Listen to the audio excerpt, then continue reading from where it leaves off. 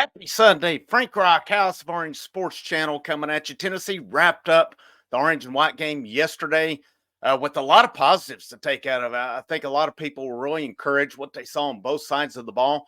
So I want to yesterday I did a live post game. I thought it was a good opportunity. Like I said, it's not going to be the norm in the fall for this channel. I'm not going to do the post game stuff. I am going to try to incorporate some stuff with football into that time frame. But what I want to look at now, I kind of wanted to use yesterday as a springboard into more football coverage on this channel. As I've tried to be really thorough on basketball and baseball up to this point.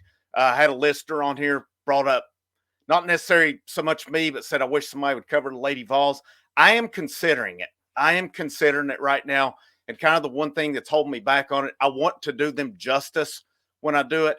And I'll be honest, I've just not followed them enough over the years. I keep up with it to an extent, see how they do, want them to do well, but I've never thoroughly kept up with it. I am contemplating it because there's just not coverage of it out there, and I think it would make a nice addition to the channel. So, if I figure out how to make it happen thoroughly, it is under consideration because I would actually like to do it. I think it would make a nice addition, but we'll see on that. But I wanted to use yesterday, that live show. It was kind of impromptu, but also want to use it as a springboard into more football coverage.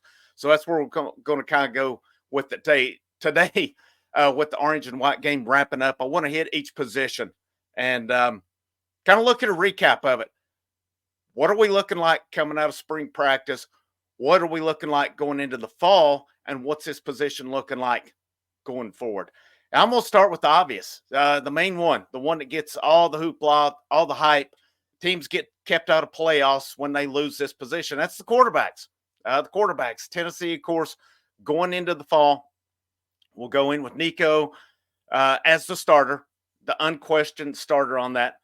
But I feel they have solid depth there. Gaston Moore, he's considered a walk-on. He did go to Central Florida initially. He's out of Hilton Head, South Carolina.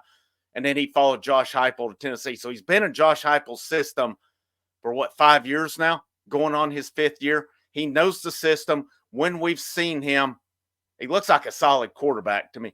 Could he go out and lead a team? I don't know, but I mean, you look at a Stetson Bennett and what he did at Georgia, was a former walk-on, led him to national championships. So who's to say that Gaston Moore could not come in and do the job if needed? And then, of course, we got to see Jake Merklinger yesterday, freshman out of Savannah. And I feel this dude's a forgotten guy in the grand scheme of things. As, of course, Nico is the starter now. And you got to think we've got at least 2 years of him if all goes right as starter. And then after that, let's say Nico leaves after his junior year, which, in my opinion, is what we need. Not that I don't want him around.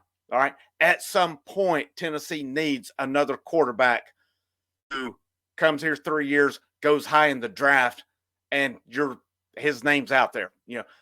Basically Tennessee, you see Josh Dobbs, recruits may start to know a little bit about Josh Dobbs, but he's basically a journeyman in the NFL at this point. He's on his 8th team.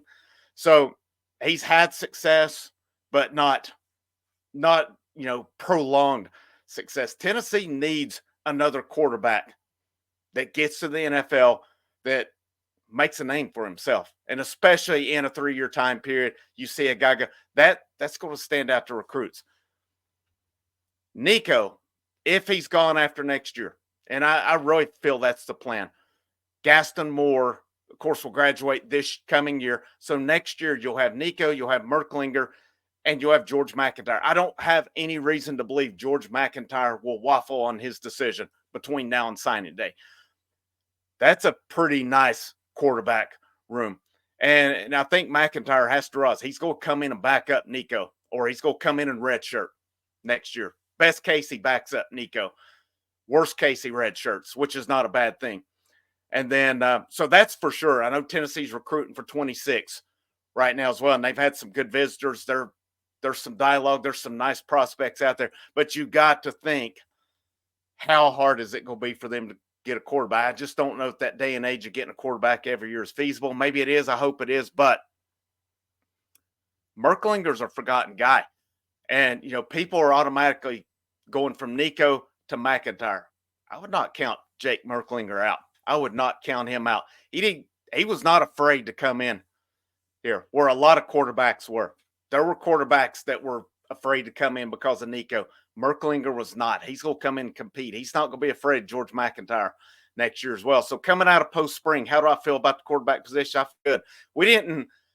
We did not see a full Nico game yesterday because he was not out scrambling and stuff. You had to be encouraged by those quarterbacks yesterday in the spring game. And the old adage was just the spring game. No, it is the spring game.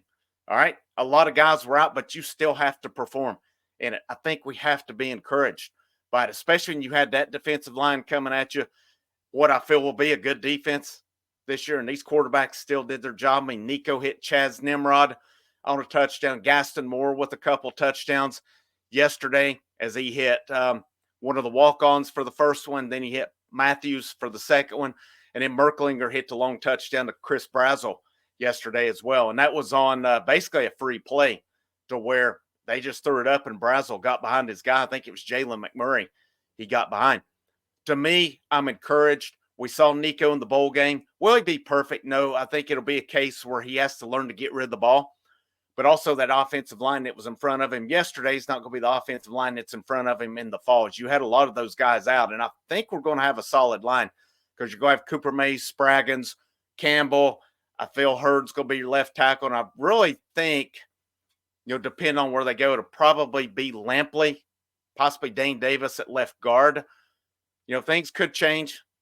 There, a lot of these analysts and stuff are predicting this spring transfer portal period to be chaos. So could a good option emerge for Tennessee to get and plug in at that guard spot? I don't know. I don't know what they would look for out of the portal. My next position we'll cover is going to be at that topic's going to come in, which will be the running backs.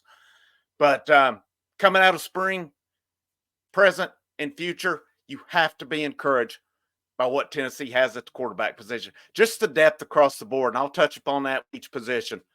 This is the most depth Tennessee has had on a football team in a long, long time. And you see it across every position. There may be I don't think you can ever add too much on the offensive line.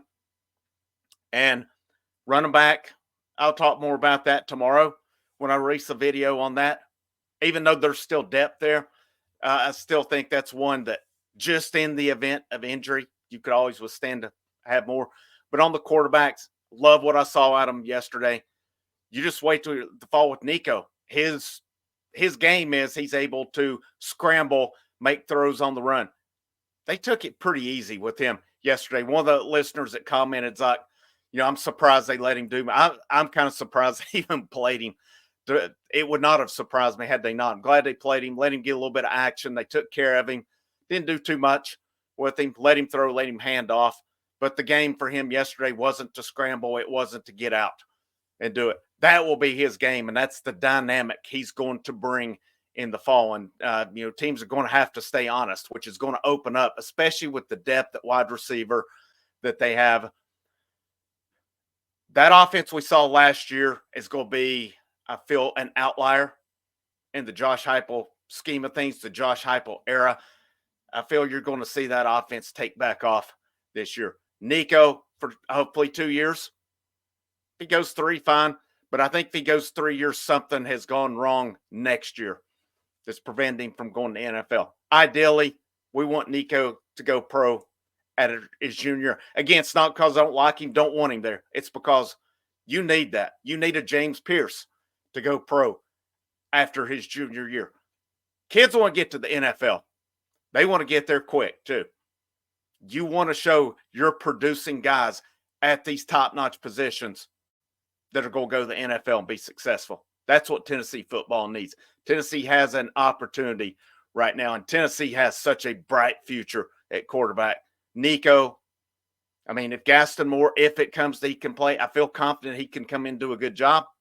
Jake Merklinger, I like what I saw of him with his throwing, and he showed a scrambling ability that I don't know a lot of people knew he had. And then George McIntyre, and then who knows who they add beyond that. But got to be encouraged if you're a Tennessee fan. But, as always, guys, thank you for tuning in with this channel. More coverage is amping up as I go. And subscriber count keeps going up. It's awesome. Thank you, guys. The feedback's been great. on it. Today, later on, I'll do a post recap of the series with LSU. Tennessee has won the series. Big win last night. Big performance from Drew Beam. Wasn't perfect, but man, when guys got on, his game stepped up. Breaking ball was on last night. Dylan Dreiling steps up late. Billy Amick with a home run, and then Nate Snead, Andrew Banky with just big performances out of the bullpen and got the job done. First Tennessee series win of the year going into Sunday. Each game so far had been a rubber match going into Sunday, but I'll cover that this afternoon. I'll release a post-series recap of that. And then if there's any portal news for basketball that breaks, I'll have something on that as well. I'm on it all. You guys that are along for the ride, I hope you enjoy. Happy Sunday. Have a great day. It's a beautiful, beautiful day. It's going to be a beautiful week out there. As always, go Vols.